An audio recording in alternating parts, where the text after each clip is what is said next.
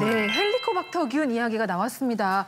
요즘은 건강검진할 때 헬리코박터균 유무도 많이 확인을 하더라고요. 이렇게 해가지고 빼냅니다 하고 뜯어가지고 이게 조직검사 결과 알려주던데 헬리코박터균이 그러니까 위암을 일으킨다고 보시는 거예요? 네. 헬리코박터가 위암을 일으키는지는 아주 많은 연구자들이 힘을 써서 증명을 했습니다. 동영상을 보시면 왜 위암을 일으키는지 좀 이해하기 쉬우실 건데요. 여기 연두색으로, 저기 하늘색으로 보이는 이렇게 꼬불꼬불한 것들이 녹색으로 보이는 것들이 헬리코박터인데 나선형으로 생겼고요. 위하고 점막을 싸고 있는 그 막에 살고 있고 위 세포에다 이렇게 자극을 주게 됩니다. 그러면 위 점막 정상 세포가 이렇게 자극을 받고 그럼 그 신호가 전신적으로 가서 주변에 이 치료를 하기 위한 염증 세포들이 모여들게 됩니다. 이 염증 세포들은 이 감염받은 손상받은 세포들을 죽이게 되는데 그 과정에 이제 암이 생기게 되는 거죠. 이렇게 해서 위암이 생기게 되는데 헬리코박터라는 거는 만성 위염통에서 위암 일으킬 뿐만 아니라 위궤양, 십이지장 궤양 그리고 위에 말트 임파선 암이라는 암도 생기게 하고요. 그래서 치료가 필요하고 그리고 헬리코박터는 아까 말씀드린 대로 이제 만성 위염을 통해서 그렇게 일으키기 때문에 가족 중에도 위암이 있는 분들 중에도 헬리코박터가 있으면 좀 치료를 해야 될 가능성이 높아진다. 그렇게 이야기 드릴 수가 있겠습니다. 예, 저도 분명히 예전에 검사를 했는데 기억이 잘 안 나요. 제가 있었는지 없었는지. 그러면 없었나 봐요. 치료 안 받았던 거. 하지만 이 헬리코박터균 양성, 그러니까 이 헬리코박터균을 좀 보유하고 있는 사람이 우리나라 인구의 약 70% 이상이라는 말씀이신 거잖아요. 굉장히 많아서 놀랐는데 더더욱 놀란 건 왜 하필 우리나라 사람들은 그 어린 5살 이전부터 이 헬리코박터균에 노출이 되는 건지 이게 너무 궁금해요. 예, 맞습니다. 왜 우리나라에 헬리코박터균이 많으냐? 아까 70%라고 했는데 지금은 좀 줄어서 한 50% 정도까지 이제 줄고 있는 게 사실입니다. 근데 보통 헬리코박터를 감염되는 시기가 한 5살 전후거든요. 그리고 5살에서 시작해서 한 9살, 10살 학교 가는 시기에 거의 다 감염이 되고 20살 정도 되면 거의 다 감염이 된 다음에 그다음에는 감염이 쭉 없는 상태. 예전에 그랬습니다. 그 이유가 이 사람을 만나는 과정에서 되기 때문에 사람 대 사람으로 감염되고 그 과정에 구강으로 이 구강 대 구강으로 감염되는 루트가 잘 알려져 있습니다. 우리나라 식생활 중에 보면 반찬이나 그런 것들을 한 가지 그릇에 담고 자기가 이제 수저를 통해서 이렇게 덜어서 먹기 때문에 찌개나 그런 것들 특히 이제 떠서 수저로 먹기 때문에 이 구강 대 구강으로 감염될 가능성이 높아지는 것이 하나일 거고요. 두 번째로는 이게 충분한 손위생이 안 되거나 오염된 식수나 음식을 통해서 감염될 가능성이 있습니다.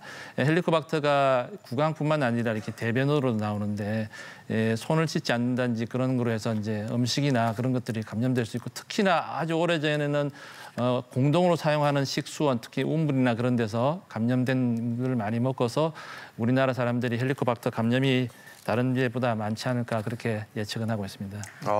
코로나 시기를 거치면서 좀 긍정적인 변화가 있었다면 이렇게 술잔을 돌리거나 뭐 찌개 같은 거 먹을 때 각자 이렇게 접시에 이렇게 따라서 먹잖아요. 네. 저는 그게 참 다행스럽다는 생각이 드는 부분이 딱 요거가 있어요. 하지만 시간이 또 많이 흐르면서 다시 이제 음식을 나눠 먹는 그런 문화로 바뀌어가고 있습니다. 이런 부분은 위 건강을 위해서 좀 주의해야 할 것 같아요. 네. 앞서서 이제 이혁준 교수님께서 위축성 위염 때문에 헬리코박터 제균 치료를 받으셨다고 말씀해 주셨거든요. 어떻게 알게 되신 거예요? 저도 건강검진, 그러니까 정기검진을 통해서 2년마다 내시경 받고 있는데요. 그 내시경 검사하면서 알게 됐습니다. 위축성 위염이라는 거는 다시 한번 말씀드리지만은 그 위에 제일 안쪽에 있는 점막이 점점 이제 얇아져가지고 그 이제 위암이 발생하기 쉬운 그런 상태로 만들어지는 그런 상황이기 때문에 저희가 건강검진을 해야 되는 제일 중요한 이유 중에 하나가 바로 이 위축성 위염, 헬리코박터 감염이 있는지 없는지를 확인해서 이분이 내가 위암 발생의 어떤 위험 인자를 가지고 있는지 없는지를 아는 것이 제일 중요하다고 할 수 있겠습니다. 네. 근데 저렇게 위 벽이 쪼그라들면은 많이 아플 것 같은데 어떻습니까? 저의 경우에는 증상은 거의 없었고요.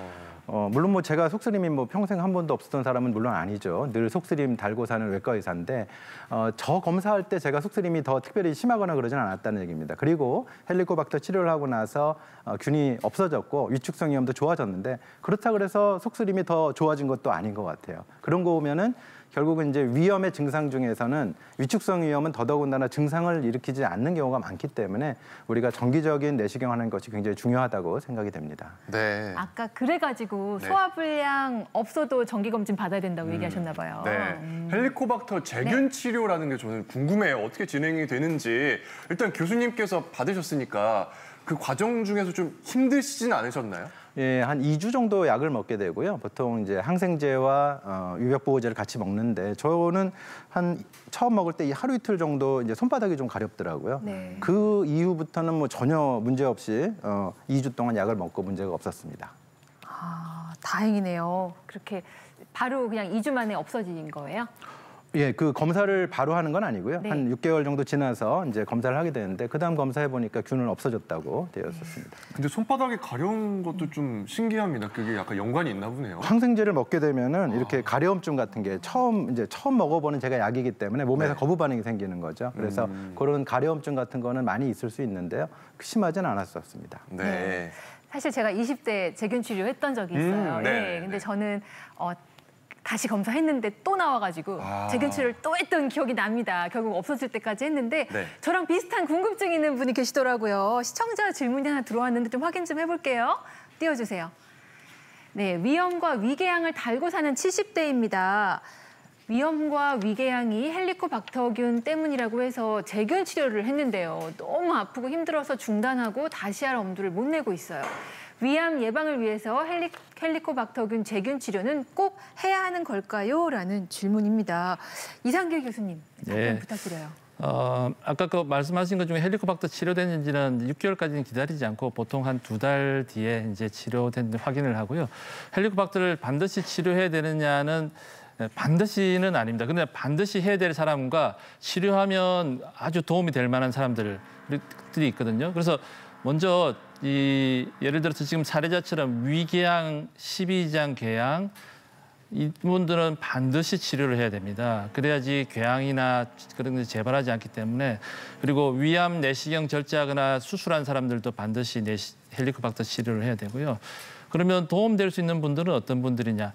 소화가 안 되는 만성 소화불량 증상이 있다든지 아니면 가족 중에 위암이 있다든지 아니면 장상피 화생이나 위축성 위염이 심하거나 그런 분들은 치료를 하게 되면 위암 예방의 측면에서 도움될 수 있기 때문에 전문의와 상의해서 치료를 결정하는 게 좋고요.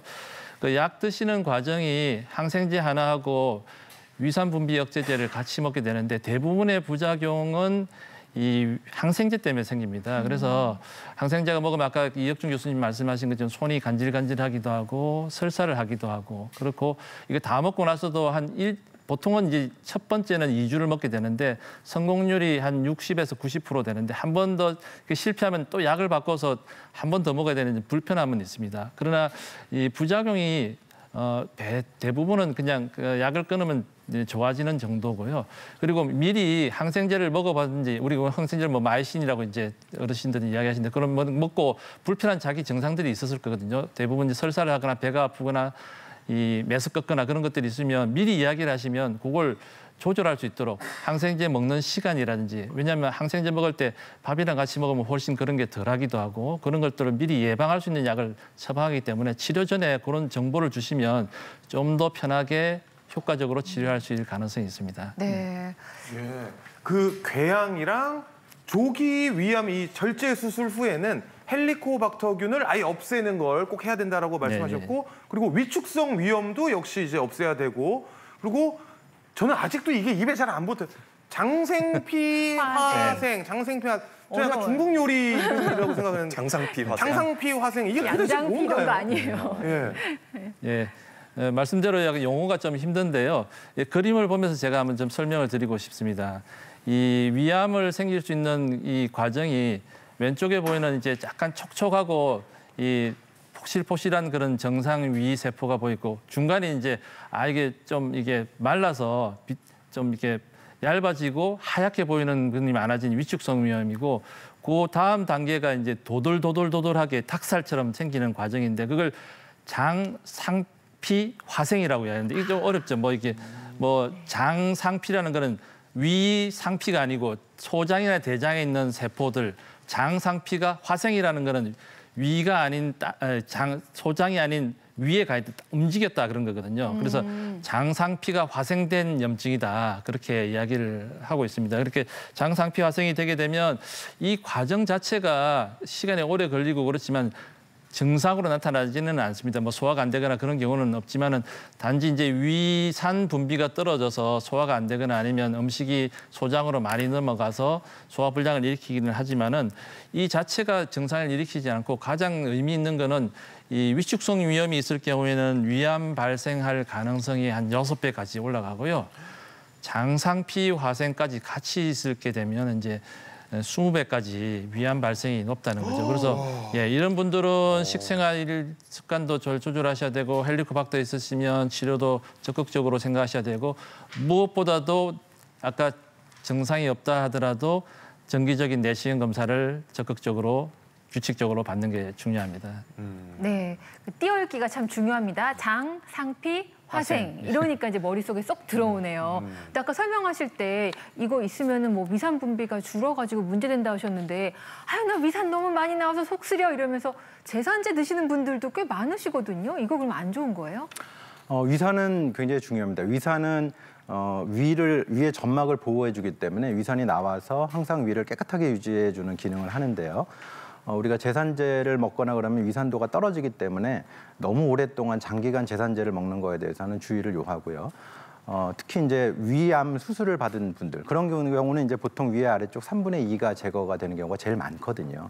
그런 경우에는 위산이 분비되게 조절하는 게 이제 아래쪽 부분에 있기 때문에 이렇게 수술한 분들은 위의 산도가 떨어집니다. 즉 우리 pH라고 그러죠. pH가 2, 3 정도로 유지가 돼야 되는데 뭐 5, 6까지 지금 올라가는 상황이 되기 때문에 이런 위암 수술을 전에 받으신 분들, 위 절제를 하신 분들은 더욱더 위암에 취약하다 이렇게 말씀드릴 수 있겠고요. 그렇기 때문에 저희가 위암 수술한 경우에는 5년이 아니고 5년, 10년이 아니고 평생 동안 1, 2년 간격으로 저는 가급적 1년 간격을 말씀드립니다만 1년 간격으로 내시경을 해서 남은 위에 위축성 위염 또 장상피 화생이 다시 생기는지 또는 위암이 다시 생기는지를 봐야 되는데 그런 암을 이제 잔위암이라고 하고요. 이런 경우에도 수술이나 또는 항암 치료를 통해서 치료가 가능한 경우가 많습니다. 네.